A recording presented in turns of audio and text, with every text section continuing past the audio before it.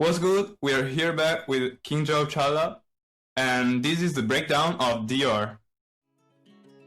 Yeah, yeah, yeah. She want Dior, she want the time, she just want more and more. She want it all, she want designer. We buy out the stores, Nice in Japan, flights out in Paris. We poppin', we pour.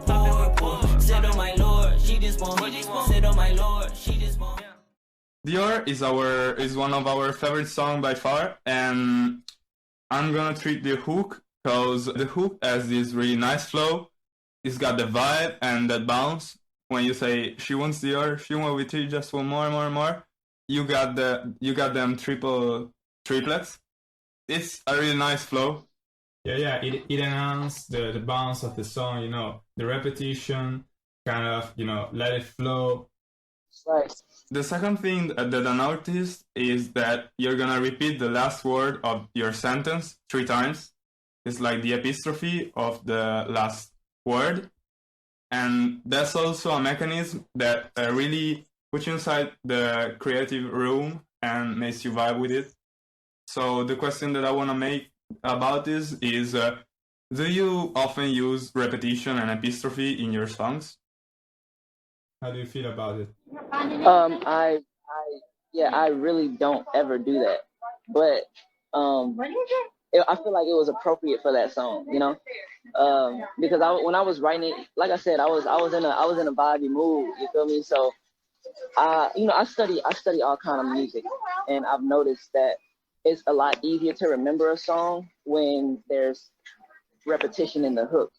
And because, that's like, the hook is like one of the most important parts. If you got somebody on the hook, it don't really matter if the verses are good on that kind of song. You know what I'm saying? Like, normally the music I make, sure. I try to make my hooks real simple. You know what I'm saying? And if you can grab that attention with a dope hook that's easy to remember, like if you, who was that? I think it was Mozart. Or no, it wasn't Mozart, but it was dun dun dun dun. And I was like, I listen to that shit all the time, and I like listen and like, if I could do that, but like with words, you know what I'm saying? Because everybody in the world knows dun dun dun dun. It was Beethoven. So that was the idea. Doesn't matter. Beethoven, yeah. I couldn't think of the word. Yeah, don't worry. I'm a classical pianist, so I kinda live with that. Yeah, the last part is the melody that you brought into the flow.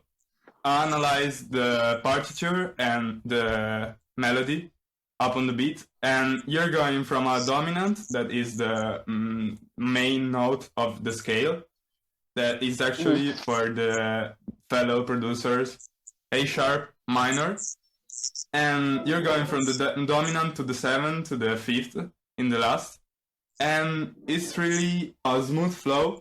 It's coming probably from your influences, both from genre and artists, such as, I think you're inspired from mostly Cole, Kendrick, but tell us about your inspirations.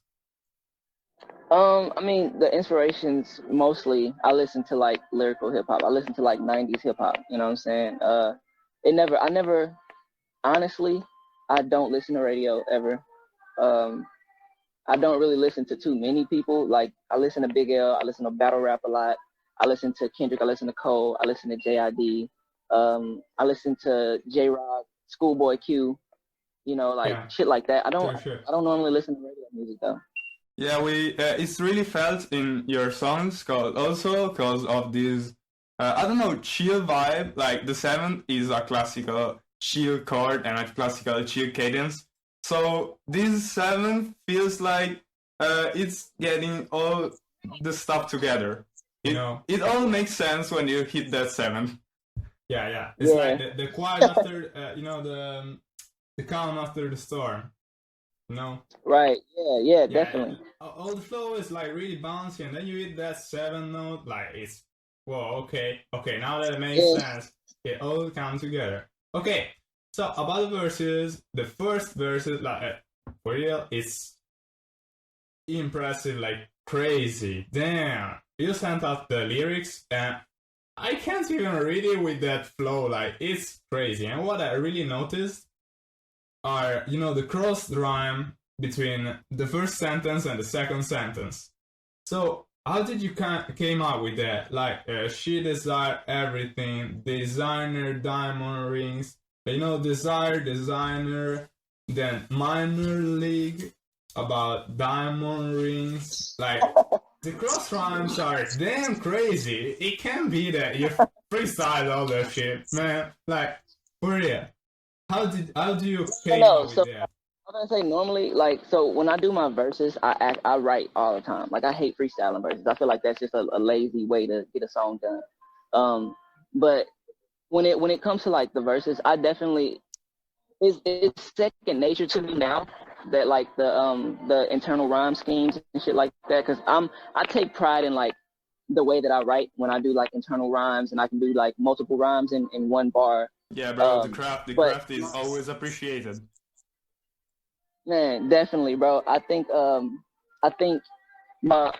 most proud of like the way I do alliteration. So like she desire everything, design a diamond rings, the minor league came by her shit. You know what I'm saying? Like that the D consonant sounds in there, it really like I feel like it helps bring out that lyricism a little more in a song that's not really meant for lyricism. Yeah, sure. So now in the second part of the first verse, you completely switch up the flow, and that's really, really interesting because now it's Gucci, Louis, Prada, Balenciaga. All of these syncopated words come together and brings a new rhythm to the song. How do you came up with that switch? Because it could be hard to find a proper place to switch up the flow. How did you came up with that? Again, man, it's all about like the vibe of it. You feel me? Like I was doing I actually went back and redid that part like 4 times because I just like the way, because I know for a fact that's where I wanted to switch it. You know what I'm saying? Because if you hear like in the beat, there's a really minute change, which I had my producer, he added like some little different instruments in that specific part. So I knew that's where I wanted to change it. But at first it was more of like rapidy rap, and it just didn't feel right to me. So the flow was different, but it was still on some like rapidy rap shit. So I wanted to, add a little bit of a heavier cadence. So yeah. I just the use of the pause in, is like essential, and you nailed it every time, like for real. Okay, thank you, bro. Thank you. Appreciate you. So one last question is, what are you coming up with next time? $1 million question. Man, we have, so basically what we're doing right now is every 3 months we're dropping a tape, and in between each one of those tapes we're doing a release every 2 weeks. So we got 6 songs, and then we're gonna drop a 8 to 15 song tape depending on how I'm feeling about the project or whatever. Okay. But yeah, so that's why we started with Azriel, because I feel like Azriel really set the tone with that, being the first release of the 2-week releases.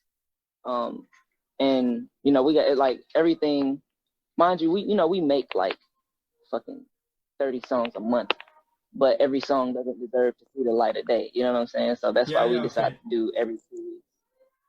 Yeah, sure. Your selection, like in your catalog, is fundamental to everyone, because even if you're a genius, not all of your tracks can be as good as you want it to be, like put out everything is just kind of lazy, it just doesn't feel right if you're a real artist.